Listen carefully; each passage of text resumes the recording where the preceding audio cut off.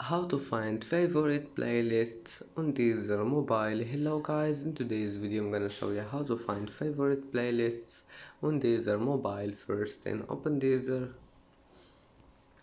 and here we'll find this favorite icon here, this one. Just click on it